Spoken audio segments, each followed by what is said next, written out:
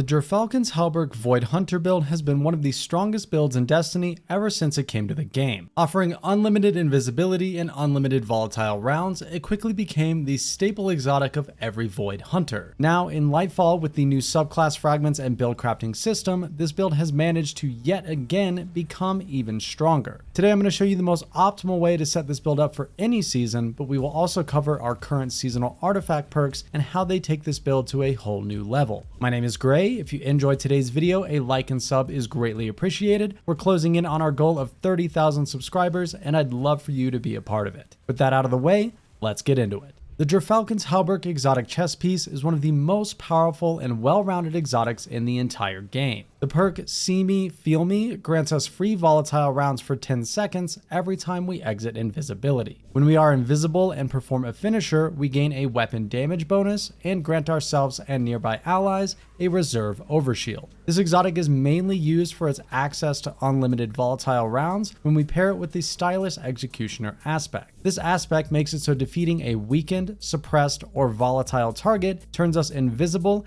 and grants us true sight. These two elements together form a perfect loop. We exit invisibility for free volatile rounds, and then we defeat a volatile target to go invisible again. This combination is one of the most synergistic combos in the entire game. With the rest of our abilities, fragments, mods, and weapons, this build becomes one of the strongest options in all of Lightfall. Our second aspect is Vanishing Step. This allows our dodge to turn us invisible as well. This gives us on-demand volatile rounds and is how we will open most encounters to begin the Gerfalcon loop. I recommend pairing this with Marksman's Dodge as it has the shortest cooldown and will reload our equipped weapon. I also prefer the Vortex Grenade, as once we pair this with our fragments, this grenade will weaken targets, giving us another method of utilizing Gerfalcons. With the launch of Lightfall, Bungie also introduced a new system for every subclass that creates unique spawned objects during combat. For Void, these are known as Void Breaches. There are several methods of creating Void Breaches, but what's important to know is picking up a Void Breach grants us a nice chunk of class ability energy. This feels like it was made with Gerfalcons in mind, as we utilize our dodge constantly, and these Void Breaches will now serve as a completely passive way to help us get our dodge back quicker.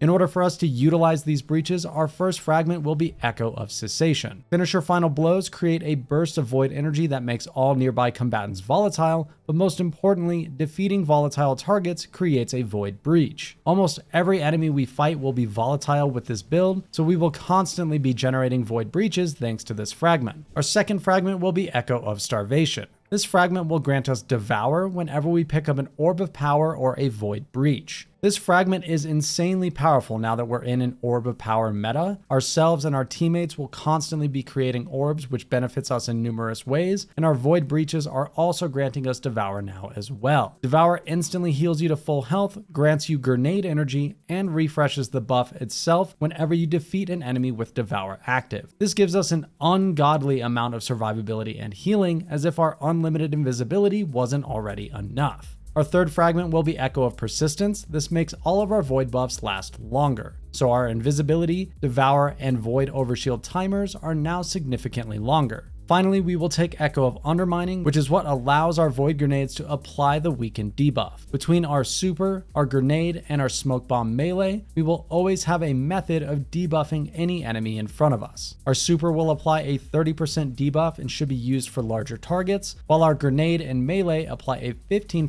debuff and can be used as often as you like. Now that we have our exotic and subclass locked in, let's talk about our armor mods and seasonal artifact perks. In Season of Defiance, we have a lot of artifact perks that are greatly beneficial to Void subclasses and will affect what armor mods you may want to run this season. The first two perks you need to take are Authorized Mods Void and Authorized Mods Grenades. These reduce the cost of any armor mods that affect our grenades or that have Void synergy. Next, we'll be taking Volatile Flow. This grants us volatile rounds as well whenever we pick up an Orb of Power. This may seem pretty redundant, and in reality it is, but it does allow us to have nearly 100% uptime on volatile rounds, which now also counter anti-barrier champions. You don't have to take this if you'd like to save a perk for another build, but it's completely free here. I highly recommend taking Shatter Orbs. This creates an Orb of Power whenever we break a Void Elemental shield with matching damage of any kind. There are a ton of Void shields this season, so this will give us a ton of free orbs.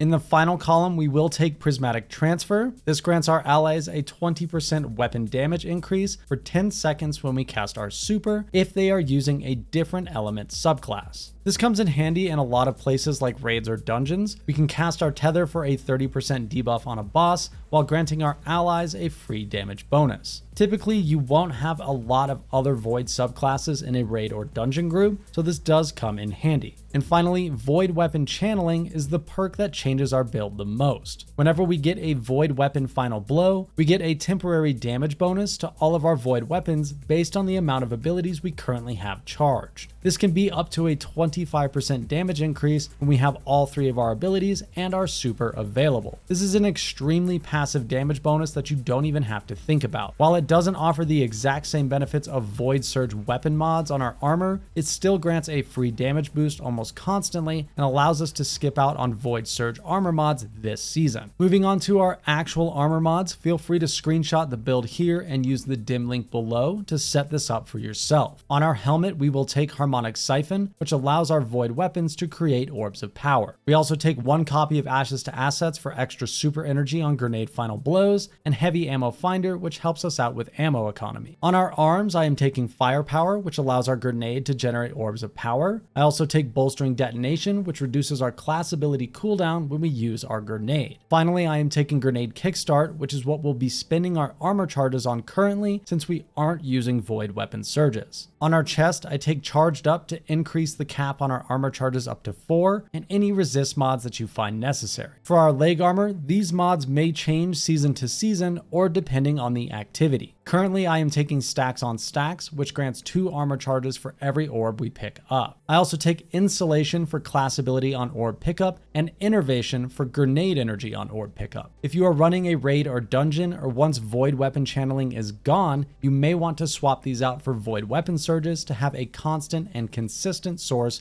of bonus damage. Finally, on our class item, I am taking Reaper, which creates an orb of power on our next weapon final blow after dodging, which we will be doing constantly. I then take 2 copies of Bomber to help reduce our grenade cooldown. I recommend 100 Resilience and 100 Discipline for this build, and you'll also want to get your mobility as high as you can. I have 50 mobility here, and thanks to Void Breaches and our armor mods, I don't have any issues with getting my dodge back. I do recommend a Void primary weapon such as Funnel Web or Hero's Burden. These SMGs pair great with volatile rounds, and Hero's Burden can get Repulsor Brace for free overshields. If you're going up against champions, a Chill Clip Fusion is incredible here to counter overloads and unstoppable champs, and can still be used to shut down barrier champions as well. A Void Heavy such as Regnant works great with Explosive Light, but use whatever you prefer. There's plenty of room to experiment with different loadouts here, so feel free to try other Void weapons as you see fit. This has to be the ultimate incarnation of the Gerfalcon's Void Hunter build. The new Fragments and build crafting system have taken it to an even higher level than before, and it still remains as one of my favorite builds in all of Destiny 2. If you found the video helpful, a like and sub is greatly appreciated as we work our way towards that 30,000 subscriber goal. Thank you guys so much for watching,